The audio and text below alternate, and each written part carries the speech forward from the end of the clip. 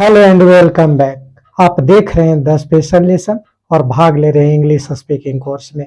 आज मैं आपके लिए नॉन फाइनाइट नामक चैप्टर लाया हूं।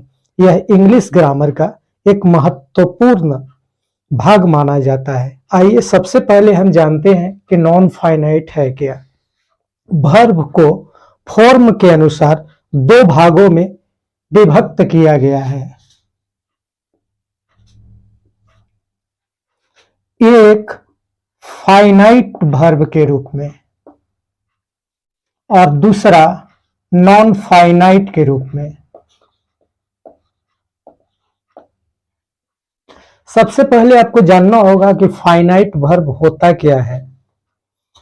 तो व्हेन द सब्जेक्ट, सबसे पहले हमें जानना होगा कि फाइनाइट और नॉन फाइनाइट होता क्या है। अगर फाइनाइट वर्ब की बात करें तो आप उदाहरण यहां पर देख सकते हैं। He wants, he wanted, he is able.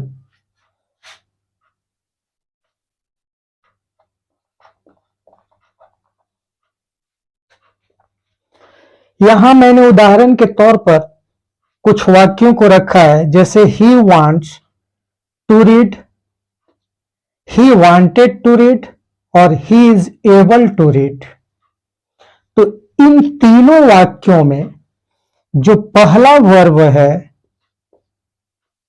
वह सब्जेक्ट के नंबर और पर्सन से तालमेल रखता है, इसलिए इस पहले वर्ब को फाइनाइट वर्ब के नाम से जानते हैं। फाइनाइट वर्ब का एक और खासियत है कि इसका कोई सब्जेक्ट होता है, लेकिन नॉन फाइनाइट में सब्जेक्ट नहीं होता। नॉन फाइनाइट वर्ब का कोई सब्जेक्ट नहीं होता है। अब जो ये क्रिया है यह ही के अनुसार यानी सब्जेक्ट के अनुसार नहीं आया तो आप कह सकते हैं कि टू रीड जो है वह आपका नॉन फाइनाइट वर्ब की श्रेणी में है। What is difference between finite and non finite verb? तो there is merely difference between finite and non finite verb. Finite verb has a subject and non finite verb doesn't have any subject. आइए एक बार फिर से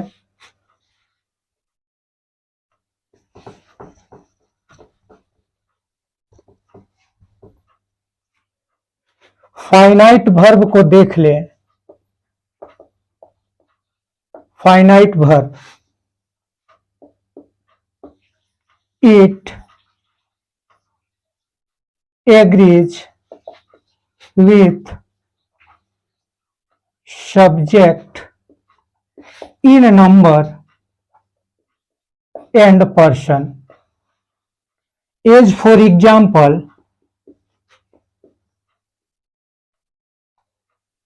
he wants to read. In this sentence, wants is finite verb. He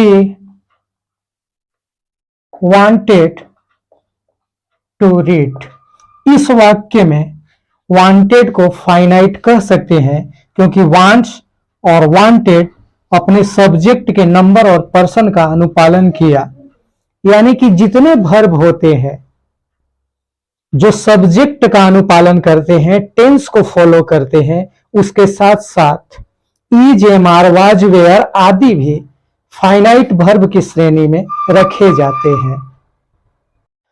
अगर non finite का हम लोग अच्छा से चर्चा करें तो it doesn't agree with subject in number and person is called non finite verb.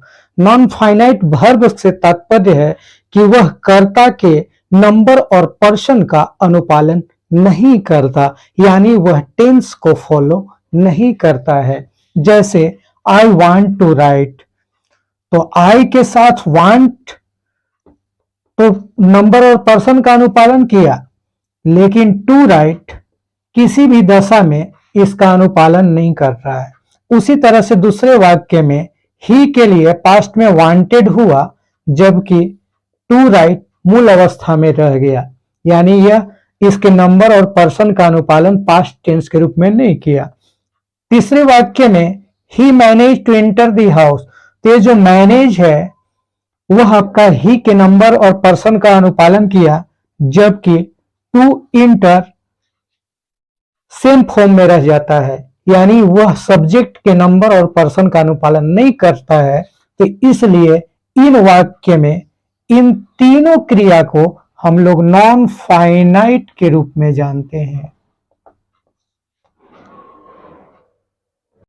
अगर नॉन फाइनाइट और फाइनाइट वर्ब में आप अंतर जानना चाहें तो उसके लिए मैंने एक उदाहरण लिया है, I want to write a letter या आई वांट टू राइट। अब इसको नॉन फाइनाइट या फाइनाइट कैसे कहेंगे आपको जानना बहुत जरूरी है। इस वाक्य में वांट और टू राइट दो क्रिया का प्रयोग हुआ है। जो पहली क्रिया है वांट, उसका सब्जेक्ट आई हुआ, लेकिन जो ये टू राइट है इसको ऑब्जेक्ट या कॉम्प्लीमेंट मान सकते हैं, लेकिन इसका सब्जेक्ट आई नहीं हुआ,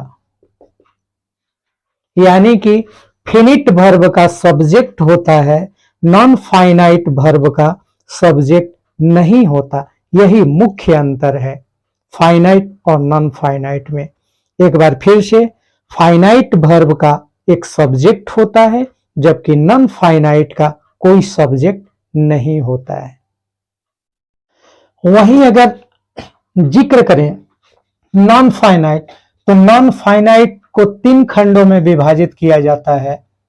सबसे पहला खंड हुआ इन्फिनेटिव। इन्फिनेटिव से तात्पर्य हुआ क्रिया का मूल रूप, बेसिक फॉर्म ऑफ वर्ब। जैसे इसके दो रूप हो जाते हैं। पहला 2 + V1, इसको बोलते हैं फुल इन्फिनेटिव। Full infinitive. वहीं सिर्फ V1, इसको बोलते हैं बेयर इन्फिनेटिव। मतलब कि एक इन्फिनेटिव 2 के साथ यानी 2 + V1 और एक बेयर इन्फिनेटिव जिसमें 2 छुपा हुआ होता है। अब इनकी दो अवस्थाएं होती है। अब इन दोनों इन्फिनेटिव की दो दो अवस्थाएं होती है। अगर फुल इन्फिनेटिव की बात करें तो इसका एक्टिव फॉर्म होता है, उसको 2 + V1 के रूप में जाना जाता है। जैसे टू गो, टू रीड। वहीं अगर पैसिव फॉर्म की बात करें तो आप इसके लिए 2B + V3, इसका पैसिव फॉर्म होता है 2B + V3। जैसे टू बी गॉन या टू बी रेड। वहीं अगर बेयर इन्फिनेटिव का जिक्र करें तो इसके भी दो रूप होते हैं। इसके एक्टिव फॉर्म को हम लोग V1 के रूप में जानते हैं, जैसे गो, कम।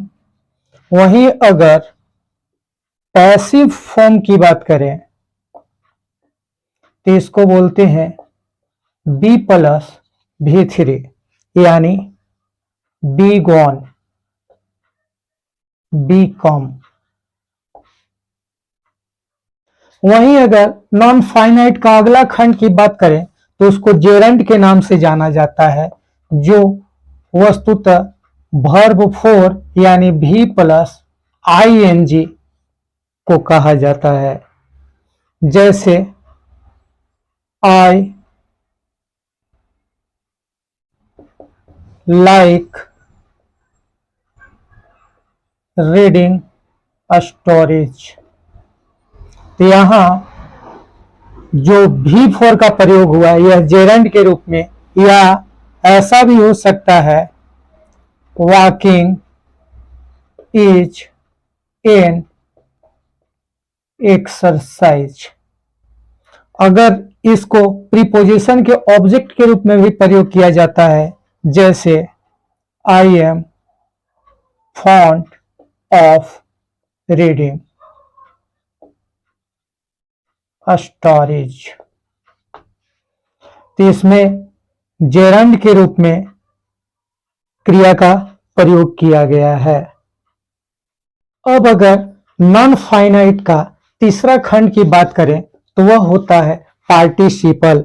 पार्टिसिपल को हिंदी में कृदंत, असमापिका या पूर्वकालिक क्रिया के नाम से जाना जाता है। इसके 3 खंड होते हैं, प्रेजेंट पार्टिसिपल, प्रेजेंट पार्टिसिपल से तात्पर्य है V4 यानी इंग फॉर्म। वहीं पास्ट पार्टिसिपल, पास्ट पार्टिसिपल का तात्पर्य हुआ V3 का प्रयोग करना। वहीं परफेक्ट पार्टिसिपल